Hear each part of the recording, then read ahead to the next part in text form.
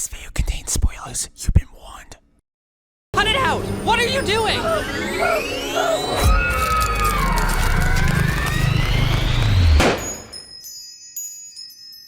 That was interesting. Hey, in case you didn't know, I just got a brand new PC. The MSI Agus Z2 gaming desktop R7-8700F, 16GB memory, NVIDIA GeForce RTX 5060 2TB SSD black, as well as two Samsung Odyssey G5 gaming monitors. I'm not sponsored, I just thought I'd point that out so y'all don't have to ask me in the comments. Aside from the unfortunate fact that I still have to use my smallest capture card if I want to stream or record any console games for this channel, son of a bitch! This is looking to make things so much easier for me. In terms of making videos, not my crumbling finances. Guess I better resort to the infinite money glitch I apparently have. Yeah, I totally didn't forget this was another object show video. Silly. Battle for Dream Island just dropped episode 20 of its 5th season, The Power of Two, and this is the one that might just be the most hyped up I've ever seen an object show episode be. More than Inanimate Insanity the movie, which was like almost a year ago already. And this comes down to two reasons. Firstly, it's following up on the very ambitious yet very dark previous episode, Last One Standing, where everybody kills each other, one deletes people from existence and finally gets their needed power, Gracie is scarred for life, and two continues to rot in their bed. Get out of bed, now! Like I said before, new BFDI tends to be mixed amongst fans, and it's not hard to see why. Watch my object show video if you want the details. But I think BFDI's recent episodes, including 19, demonstrate to me why I think the shift in direction is fairly warranted. Obviously, if they never went beyond the competition format, it would have gotten stale, so I'm glad that while they're keeping the game show aspect, they are working around it to do something new and make it more of a character-focused show while giving it a story. Even if I don't think 19, while great, is my favorite episode, I think it exemplifies the show's writing at its best. Check out Basil Branch's alternate ending, by the way. You're totally welcome. And secondly, this is something I don't know why is not getting enough attention, but this, to my knowledge, is the first time an episode of an independent animated show was screened nationwide in cinemas. Jacknjellify, aside from a few locals, partnered with AMC, Cinemark, and Marcus Theaters to bring the 20th episode of The Power of Two to movie theaters across the states for a one-night-only event. Regardless of how you feel about BFDI, this is massive. Might just be the biggest leap I've ever seen internet cartoon take since Has-Been Hotel. I mean, if they can take the show to cinemas and on a tour with Inanimate Insanity, who knows what they could do next. And one has come to watch the game. But it looks like the Lions' 1 millionth penalty against the Chiefs will stand. Unfortunately, none of the cinemas screening it were less than a 30-minute drive from my apartment, so I had to wait until it came out on YouTube a day later, which is probably the rare case where I can say skipping out and seeing it in theaters was a better option for me because Jesus, those ticket prices. This episode clocks in at over 40 minutes long, so I guess not only is that theatrical event thing justified, but does it actually do anything to warrant that runtime? And the answer is... You read the title of this video, right? Getting the obvious out of the way first, you have to be caught up on BFDI to really fathom what the hell is going on here. I point this out because many parents brought their BFDI loving kids to the screen not knowing anything about the show, and most of them left either confused, annoyed, or both. An audience filled with children, by the way. Because you know how this fanbase is both in person and on the internet. No, don't pull, no! Ah! Damn!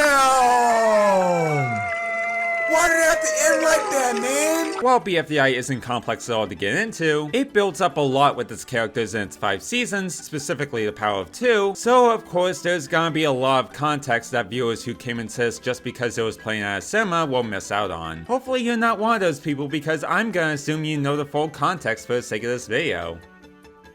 Unless you don't give a damn, which is fine by me. Before I get into the plot, I just wanted to mention a few details about the episode first because I feel like they're noteworthy. For starters, this is the best looking episode of the entire show. Now you might be confused as to why I would say that considering it looks pretty identical to every other episode this season. Well, on the surface level it does, but there are also many aspects like the character animation being more expressive, the noticeable improvement on the choppy movement, the effects, the detail. I think they intended this to go to theaters from the beginning. They generally locked the in with these visuals, and I know I did say wait until it hit YouTube was my better option, but I feel like this would look so much better on the big screen. I also want to give huge props to voice actors here, specifically Sandra and Emily as 1 and Edmund's Cranes as 3. They absolutely took the spotlight. It's really interesting to see just how much Emily has improved as a voice actor. In her first few episodes she did just fine, but most of her line reads sound like she was clearly new to this gig. Great idea! Let's get to know each other. Let's go somewhere more casual. Of course, I'm not trying to sound mean, but I feel like she just needed more time to build her skill. Everything post-seasonal shift is so much better, and I think Alone is where she puts every ounce of emotion into her character. Her line reads sound a lot more genuine and believable, especially when she's angry and or in tears.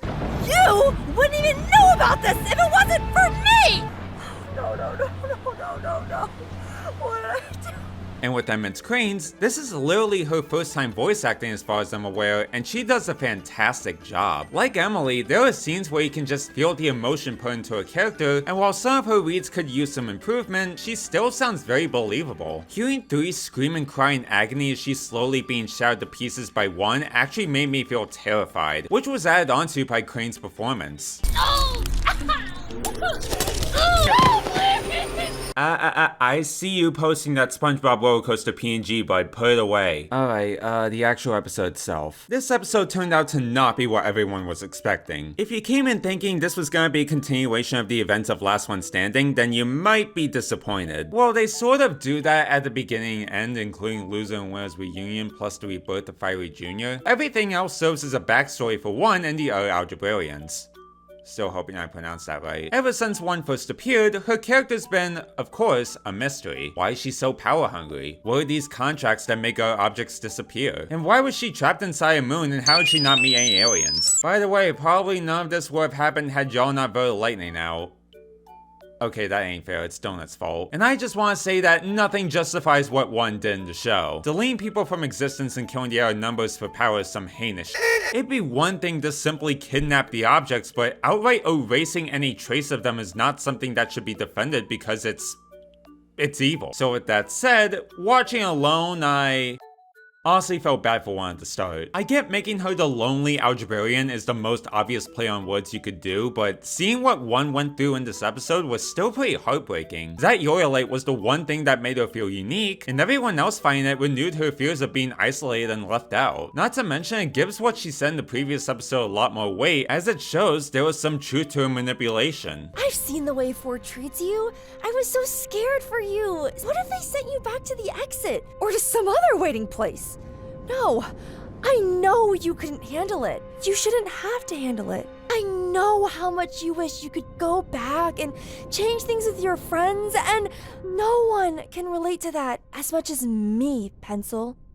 But it's too late for me. I've noticed that there's been some debate across the fanbase on whether or not 1 actually deserves her punishment even after killing 3 out of anger. Even though I did say I felt pretty bad for 1, yeah, after what she did to 3, trapping her inside the moon was pretty much warranted. Speaking of which, 1's bond with 3, even though it was brief, was very charming. Watching these 2 interact and almost become good friends also really added to the gut punch that was their falling out. Gonna add another hot take here. While I don't think 3 should have been killed over such a petty beef and 1 overreacted, I still believe that with how much 1 made clear that she was wanting to make the powers a thing between the 2 of them, 3 should have just asked and she wouldn't have gotten so frustrated. Or maybe I'm wrong and it wouldn't have changed how much she flipped the fuck out. You gotta stop! She might get hurt! She might. The only thing that this episode hasn't answered, or at least barely answered, is why 1 is getting the contestants involved. Like, gating made sense because she was a very close friend of 2, and going by 2's reaction, it made them vulnerable to lose all of their power. The others like Ice Cube, Needle, Bommy, Bell, and Fan, why are they involved? Okay, but Leafy rage-baiting the hell out of 1 might just be the best scene in the entire episode. I have this little contract for— You should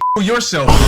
If I had to guess, the lack of contestants would make 4, X, and again, 2, a lot more vulnerable in some way. However, that might just be speculation. As mentioned, Loser and Winner are still alive, and Fiery Jr. came back to life out of Loser's torch, implying that they're gonna try and bring back other objects without the machine, which is something I don't know why they haven't explored in the show before. Pencil also got sent back to Pilot, and going by that crack in the sky, it might be the same time travel that nearly ended the world in seasonal shifts, so make of that what you will because I'm scared. We don't have a date on when the next episode of The Power 2 will will come out, but I wouldn't be surprised if it's released right at the beginning of the year and serves as BFDI's 16th anniversary special. And that's kinda my only gripe with this episode. Not anything with its contents, but I think this came way too early considering the next episode isn't even gonna be the last of the season. Had they not played their cards so early, this would have made a killer season finale. But again, we've still got a long way to go before the season ends, so I'll hold my complaints. I know I said this already, but it's crazy to think about just how much the show has evolved. Looking at the poster for this episode has really reminded me that this was just two bros animating talking objects on Flash at the start. And again, this was nearly 16 years ago. That's as old as my family dog. Even if episodes like this are gonna be divisive for the community, I believe that BFDI's future is pretty bright. Don't think I'll make a video on Teapot 21 once it drops, but I'm really anticipating to see what they'll do for it. But if it doesn't end with 1 and 3 kissing in the jail cell, I will be making national headlines. Just give me some more Doomed Yuri at least. Until next time, I'm Miyachi. See you later, Tama friends.